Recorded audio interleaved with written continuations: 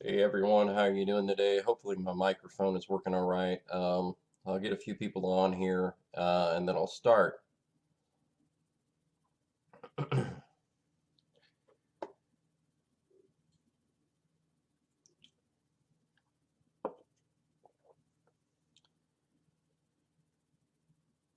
like I've got a couple coming on here. Um, Let me know if my microphone is working okay. I've kind of had some technical difficulties with it.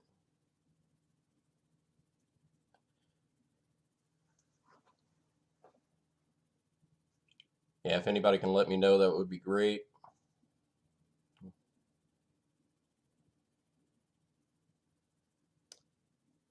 Yep, Steve Avery. Hi, how you guys doing? Is my microphone working all right? So let me know, guys. I just need to make sure that that's working before we even start. Good.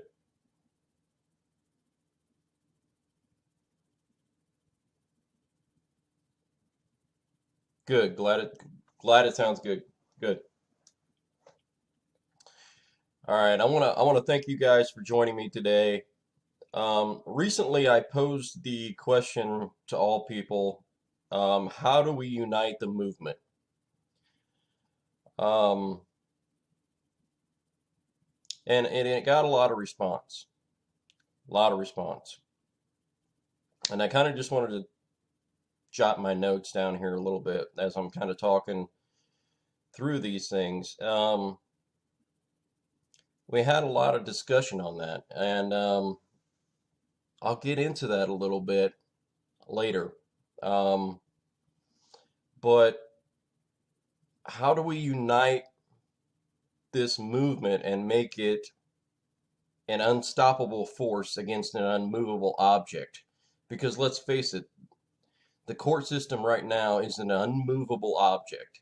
That's exactly what it is. It's a mountain. It's a mountain for anybody to climb, and trying to climb it by yourself is nearly impossible. And it makes people do things that they wouldn't normally do because of the fact that they've been separated from their children. Um, and you have that separation anxiety. And I think that it's with great concern and great care that I viewed those comments, and I tried as much as I possibly could not to interject as much as I could. Um, because at times, I felt the anger, I felt the pain that was coming through those comments, and I understand you as a parent going through this. So don't think that I don't, just because I have my kids some of the time, that I don't understand uh, the parents that don't have their kids none of the time. I do. I absolutely do, because for 2 years I was homeless, and I couldn't see my kids any day at all. I would even try and call on the phone to speak to my children, and couldn't do it. My ex wouldn't even allow it. Oh, they don't want to speak to you today, kind of thing. So I absolutely understand you people who are going through this system with CPS, with your divorce, and how you're not able to speak to you. I absolutely understand you. I understand you, and I feel your pain. Trust me, I do. And it causes you to do those things because the separation anxiety can cause you to go batshit sometimes. Let's just face it. Um, and at times through these comments, I received a lot of constructive feedback. Absolutely. And but the very few comments that I got that were constructive feedback, um, kind of were outweighed by a lot of the group discussions. Oh, we need to support this group or this leader or that leader. Understand, I understand it. I understand it. I really do. I understand that there's egos involved in all of this. I absolutely do. People have worked hard. They put a lot of due diligence and effort into what they're doing. I understand it. I respect it. There are people who have been in this battle for 20 plus years. I respect you. I absolutely do. You've come before us. You have laid the groundwork for what we are about to accomplish. Understand that. And we respect you and we love you as a brother or sister in this movement.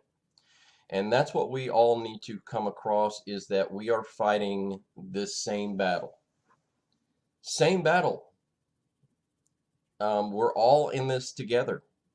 We're all brothers and sisters in this movement. And I've said it before, I'll say it again. This movement is not about Jay Moss. This movement is not about anybody else. Anybody else, and I'm not going to name names. This movement is not about one person. This movement is about all of us together. All of us together. And so how do we unite this movement? Because there are so many egos involved. There are so many things that are coming across the table. There are people that work hard and want the credit and so on. First off, we must have one vision. And at the heart of that vision is the love of our child. Absolutely has to be the heart of our vision. It's not about fame. It's not about money. It's not about groups. It's not about financial incentives, etc. If you harbor any of those feelings, you're in it for the wrong reason. You're in it for the wrong reason. We have to look no further than our own lives to know that America has canceled this credit card for life, liberty, and pursuit of happiness. We must make our voices be heard because America has become complacent. Complacency leads to death. If this country is ever going to do anything, it has to get off its fat ass and stop eating bonbons and understand and recognize that there is a problem. And how do we address that problem? It's a very interesting point because we have all of these egos. We have all of these things going on. We have all of these groups going on. How do we bring it together? Here's my suggestion, and I say it's a suggestion, is that it has to be one vision, and this one vision has to be about the children. First and foremost, it's about our children. And if you have a group or if you have a leader and there's a problem with listening to everyone's voice, understand that maybe there is too much ego involved. And I say that with all love and all respect for those who are involved with whatever group that may be. All right. The next thing is we need uh, we need to understand these groups. Each and every group has a function. In this movement, each and every group has a function, whether that be educating people, whether that be outreach, whether that be bringing it to the attention of legislators, whether that be standing outside the courthouses, and those people who come out, they're the first line that picks up those people and says, hey, look, you are loved, you are cared about, we are concerned for you, we will help you. No matter what they each have a function. So let's respect that. However, when it comes down to uniting, the best recourse for this is to understand that it's we the people. We the people. It's not we the groups. It's we the people. We the people of the United States of America have had enough. We are coming and we are taking back our parental rights. We the people, not we FLRM, not we ACLU, not we restoring freedom. No, we the people, all of us together. So what I'm saying is, if there is a local rally in your area and it's not your group that's organizing it, does it really matter? Does it really matter? Go there, support them, because they're fighting the same fight you're fighting day in and day out. That's how we unite this, is we the people. There's no room for pride in this. You must humble yourself. Let me tell you a little story. I a lot of people don't understand or know that I worked for a Fortune 500 company. Um, and I'm former military. I also worked for this big insurance company, huge insurance company here in Illinois. Um, so I had this pride level, and it was way up here, and it was, way up here, and I thought, okay, my pride is up here, and I'm going through the system, and I'm going to get some justice because, hey, I'm this person, so and so, right? When I walked into the courtroom, my pride went to here and below. The courts will humble you, and if you're not humbled yet, you will be. You will be. Trust me. You must humble yourself and understand that these parents, Joe Schmo, who's living in a trailer home, who doesn't have hardly anything to eat but ramen noodles every day, is going through the same thing that Joe Schmo up here is fighting for, and that's for the love of their children. That's it. That's the common goal, people, is love of our children. So how do we unite this again? It's we the people. It's we the people.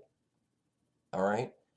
Understand, if there's a local rally or if there's a rally that you can get to it. It doesn't matter if your group organized it or not. Forget that. Drop the ego. Drop it right now. Drop it.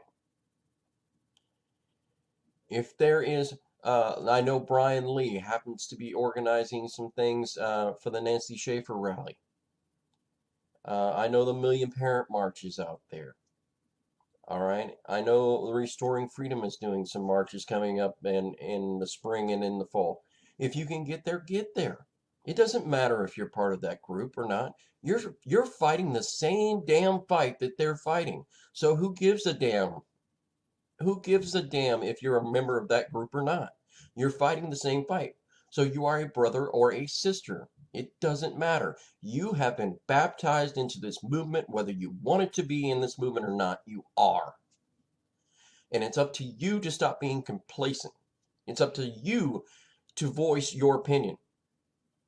It's up to you to voice whatever it is that you need to voice in the halls of Congress. It's up to you. We can't be complacent and sit back and say, oh, so and so is going to go ahead and take care of this, so I'm just going to sit back and, you know, I'm just going to sit back and let them do their thing, and hopefully they win it for me, and I'll sit back and everything's going to be just fine and hunky dory. No, it doesn't work that way. We need all of you involved in all of these rallies, no matter if you're part of that group or if you're not part of that group. It doesn't matter. It just doesn't matter anymore, because we need the numbers. If there's not numbers there, look, understand this. If I walk to the Lincoln Memorial and I have 100 people with me, what impact does that make? Not really anything. I'm not going to get much accomplished. I might get some press out there. That'll be okay. But people within a year are going to forget me. But if I say, hey, I don't care who you are, what group you're in, come join me, and I have 1,000 people show up, now I've made an impact. Now I've gotten somebody's attention. That's what we need in this movement. That's the only way this movement will propel itself is if you drop your ego, drop the fact that, oh, I'm in this group and this is the group and this is the only way it can be. Because, oh, I don't like this person or I don't like that person. I don't like how they do things. I don't like how they do things. If you don't drop that and humble yourself now, we're not going to change anything. We're going to be sitting here 10, 20 years from now doing the same damn thing, spinning our wheels. And the time is now. If there's ever been a time, it's now. We have a completely Republican White House coming up. Don't know how you feel about that. That's fine. That's your thing. But if there's ever been a time, it's now, because if we get on this Republican platform and say, hey, look, we are being oppressed, our civil rights are being violated, we won't stand for it any longer. And what I'm actually pushing for is this, and I know there's greater minds than myself out there on this. So I'm asking for your help on this. What we need is for people to put together, and I just titled this, we can retitle it later, but what I believe that we really need is for people to get together to draw up and I'm just calling it this for right now. We can rename this. Understand that I'm open to suggestions. Parental Rights and Protections Act. Parental Rights and Protections Act.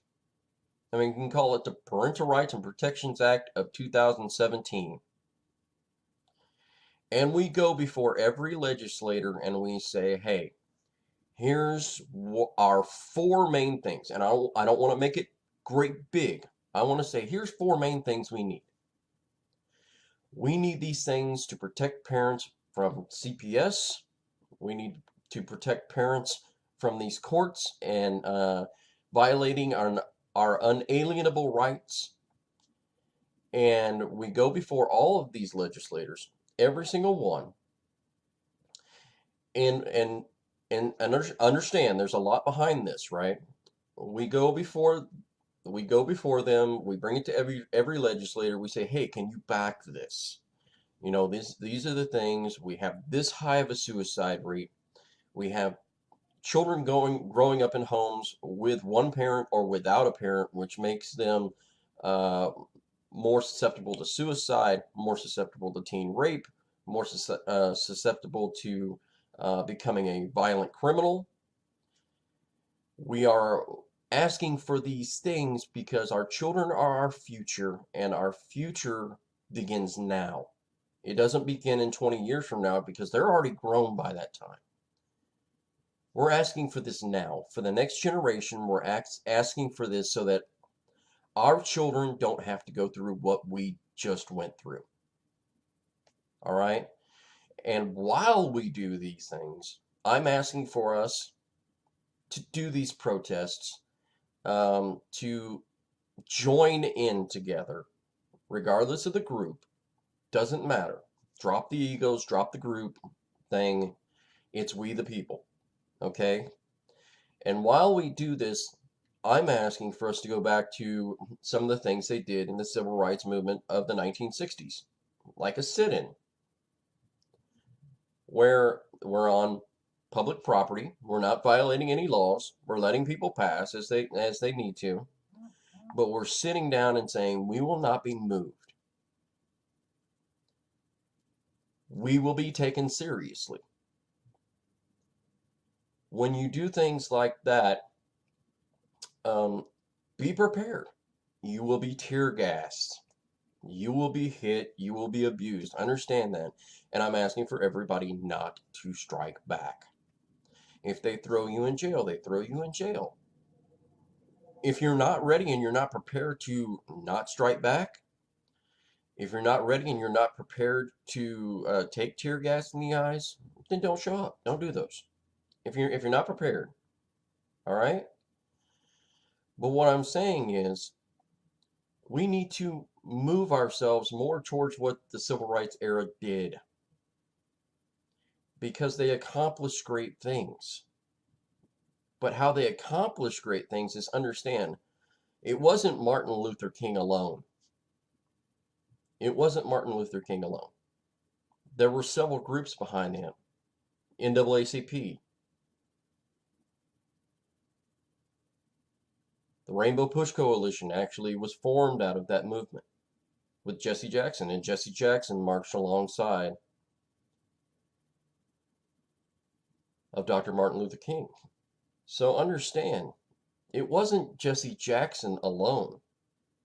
So if we say, hey, we're going to have so and so be our leader of this movement in the face of this, understand that's not going to get much accomplished because of the fact that, okay, well, what if they throw so and so in jail?